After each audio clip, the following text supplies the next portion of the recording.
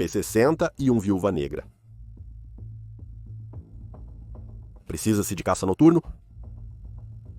Meia-noite, Mickey Lua Feliz. Garota do Tempo Sonolento. Fora do Inferno. O Fantasma Incômodo Noturno. O Arrepio Escuro da Noite. Serenata ao Luar. Vivian Vivaz. Viúva Virgem Estes. E muitos outros nomes coloridos de arte de nariz foram usados pelos caças noturnos P-60 e um Viúva Negra nos teatros europeu e do Pacífico da Segunda Guerra Mundial. Enquanto hoje, quase todos os United States, avião da Força Aérea possui à noite. Em 1944, o P-60-1 era o único projetado desde o início para a missão de caça noturno. Seu veneno secreto? O radar voador mais sofisticado construído pela América durante a guerra. Inscreva-se no canal para receber notificações de novos episódios. Na Primeira Guerra Mundial, a escuridão ocultava armas aéreas. Porém, os zeppelins alemães, apesar de serem alvos aéreos desajeitados durante o dia, aterrorizavam a Inglaterra com ataques noturnos em noites sem luar. Os biplanos Gotha também bombardeavam Londres à noite, causando ainda mais baixas. Enquanto a Inglaterra contra-atacava com Spot with Camels, guiados por holofotes, um fogo antiaéreo, a memória de explosivos de alta potência chovendo da escuridão era perturbadora para os britânicos, pois descobriram que a beligerância alemã e a produção de aviões de guerra aumentavam novamente nos anos 1930. Em agosto de 1940, 16 meses antes dos Estados Unidos da América entrarem na guerra, os Estados Unidos da América, oficial de ar em Londres, tenente-general Dilo C. Emmons, foi informado sobre a pesquisa britânica em radar, detecção e alcance de radar, que estava em andamento desde 1935 e desempenhou um papel importante na defesa da nação contra a Luftwaffe durante a Batalha da Grã-Bretanha. O general Emmons foi informado sobre o novo radar interceptor aéreo, AI, uma unidade autônoma que poderia ser instalada em uma aeronave, permitindo que ela operasse independentemente de estações terrestres. Ao mesmo tempo, a Comissão Britânica de Compras avaliava os Estados Unidos da América. Aeronaves declarou uma necessidade urgente de uma aeronave de alta altitude e alta velocidade para interceptar os bombardeiros da Luftwaffe que atacavam Londres à noite.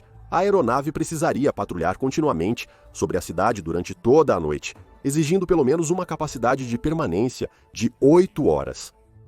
Ela carregaria uma das primeiras e pesadas unidades de radar AI com armamento especificado em múltiplas torres.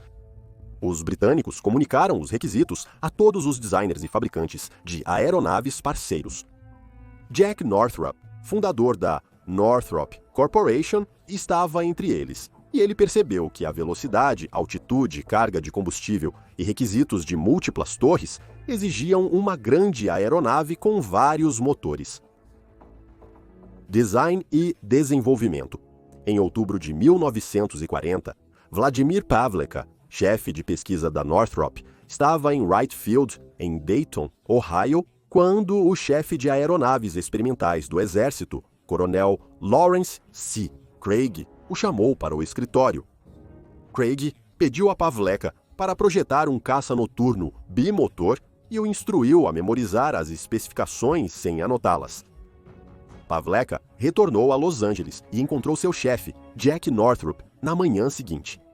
A primeira proposta para o P-60-1 foi apresentada em Dayton apenas uma semana depois.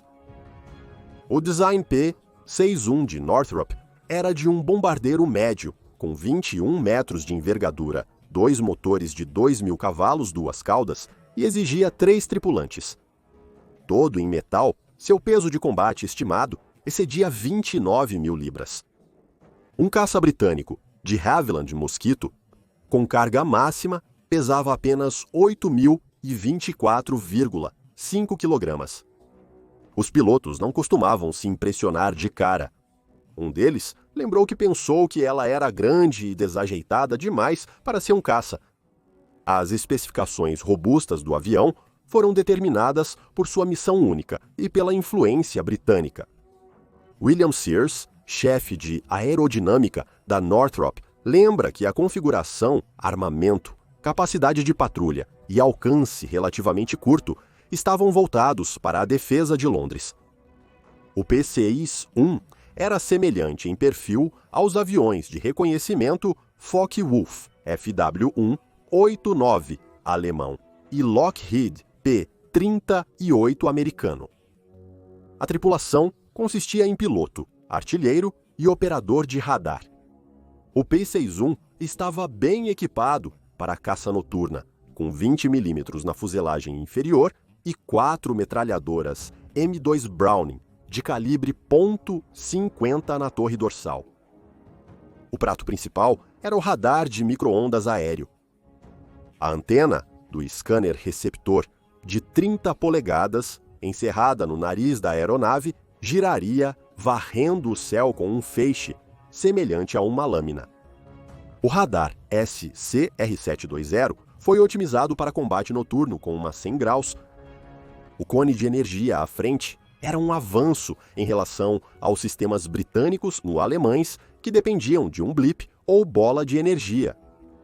O alcance de 8.500 jardas, ou cerca de 5 milhas a 17.000 pés, dava à tripulação muito tempo para rastrear e interceptar para um abate com arma. O operador de radar do P-61 guiava verbalmente o piloto rumo ao alvo. Assim que o piloto avistava os aviões inimigos, ele usava um telescópio de localização para direcionar seu caça bimotor em direção a eles. Northrop também desenvolveu um sistema de iluminação fluorescente de baixa intensidade para o cockpit. Posteriormente, os P-61 incluíram um escopo frontal para o piloto visualizar o alvo que se aproximava, assim como o operador de radar. Um contrato para 2 protótipos e 2 modelos em escala para testes de túnel de vento, com custos de até $1.367.000, foi concedido em 10 de janeiro de 1941. A especificação 8A da Northrop tornou-se, por designação do Departamento de Guerra, o XP-61. O protótipo voou pela primeira vez em 1942. O preço de $180.000 da aeronave refletia a tecnologia avançada e a engenharia específica para a missão. Mas pelo mesmo preço, você poderia obter 2 transportes C-40 e 7 ou 3 caças P-38. Alguns discordavam da alternativa de alto custo. O general Hoyt Vandenberg, comandante da 9ª Força Aérea, argumentou que o Mosquito, majoritariamente de madeira e alguns equipados com radar, oferecia mais poder de combate noturno pelo valor investido. Os modelos iniciais de produção foram implantados com os Estados Unidos da América. O esquema de pintura inicial era o Olive Drab Neutral Gray do regulamento do Exército, mas testes revelaram que uma pintura preta, brilhante, sobre o metal nu tornava o avião quase invisível para os holofotes terrestres inimigos. A partir de fevereiro de 1944, todas as novas viúvas negras foram pintadas de preto brilhante, e as que já estavam em campo eram frequentemente repintadas. Por quase 18 meses, os engenheiros da Northrop lutaram contra atrasos no desenvolvimento e revisões, mas as forças aéreas do Exército não podiam mais esperar para começar a treinar pilotos. As equipes noturnas eram voluntárias e o Exército não teve problemas para recrutar candidatos. A maioria dos pilotos selecionados tinha pelo menos 100 horas de voo em bombardeiros B-25. Era preciso ter experiência com motores duplos, boa visão noturna e habilidades apuradas para voar com instrumentos. Combate na Europa. O Esquadrão de Caça Noturno 422, comandado pelo Major Horace B., foi o primeiro a chegar na Inglaterra em março de 1944. Johnson. Mesmo após 7 meses de treinamento operacional, o sofisticado P-61 tinha seus céticos. Brigadeiro-General Carl A. do Rei Spatz resolveu uma controvérsia permitindo um voo de comparação entre o renomado Mosquito e o novo P-60-1. A partida ocorreu em Herne, Inglaterra, em 5 de julho de 1944.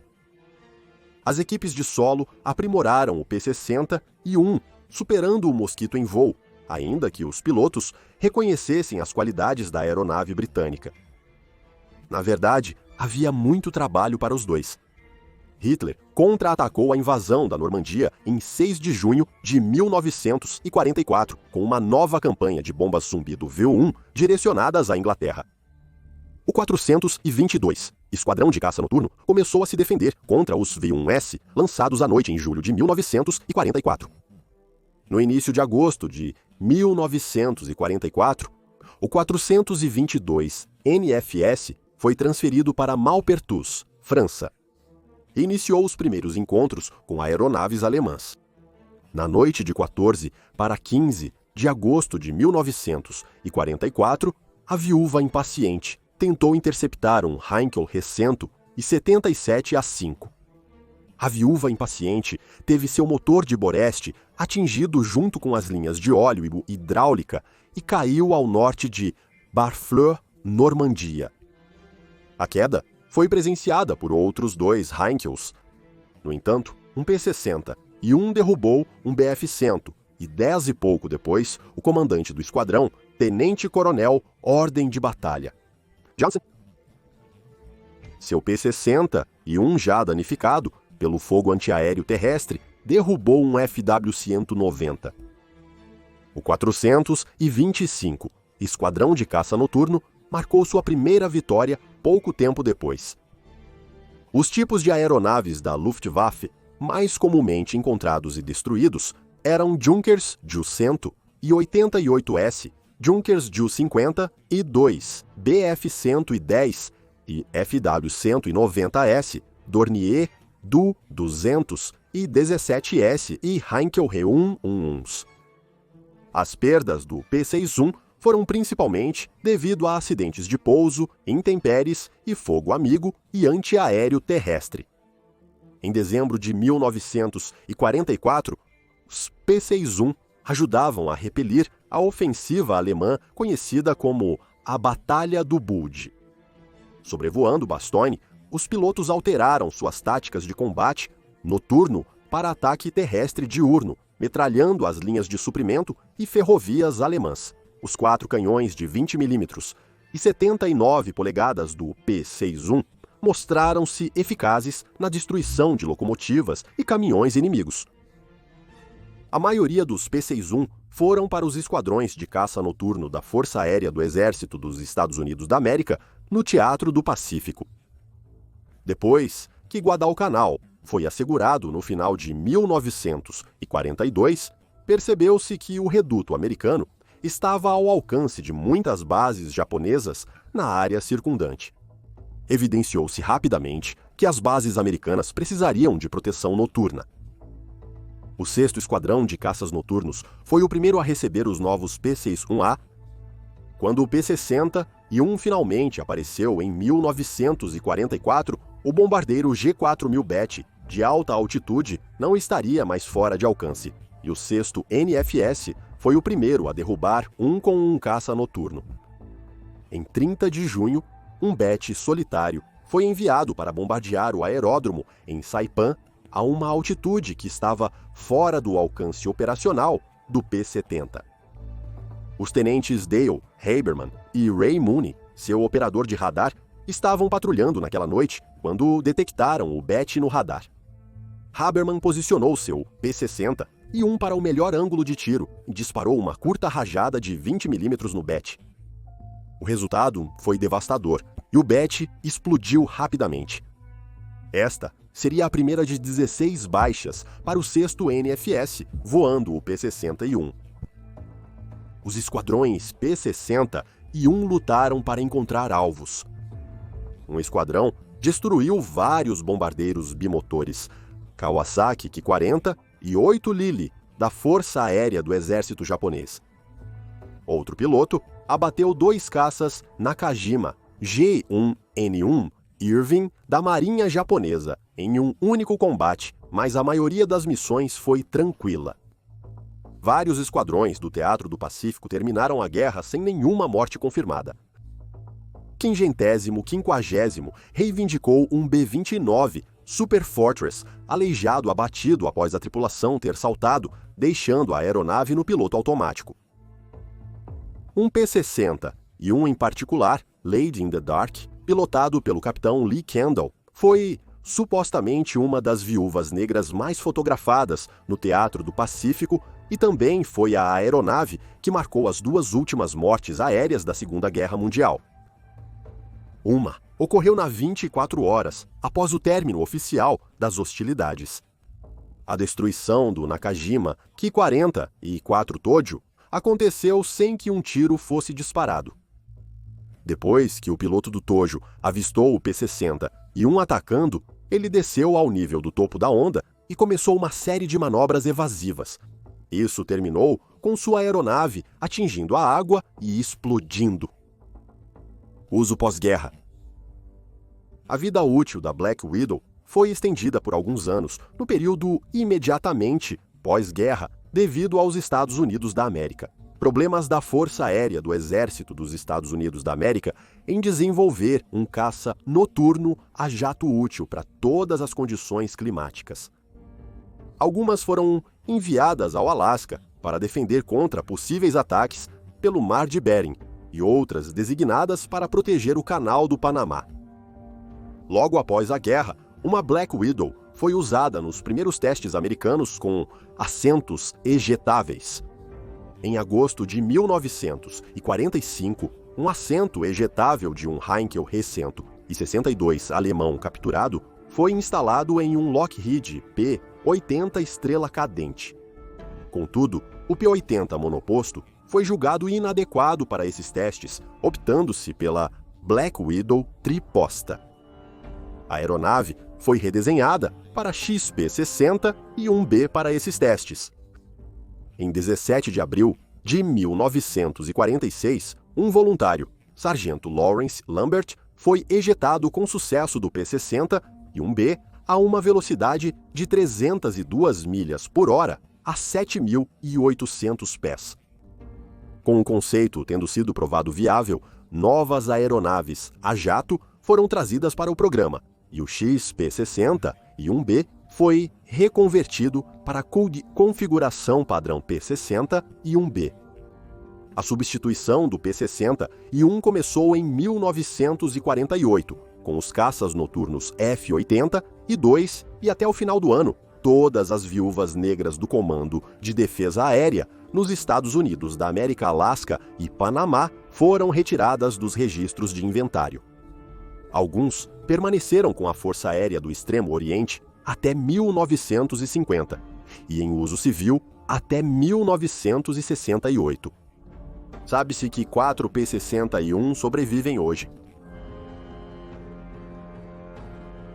Se você gosta desses vídeos, inscreva-se no canal e ative as notificações para os novos episódios.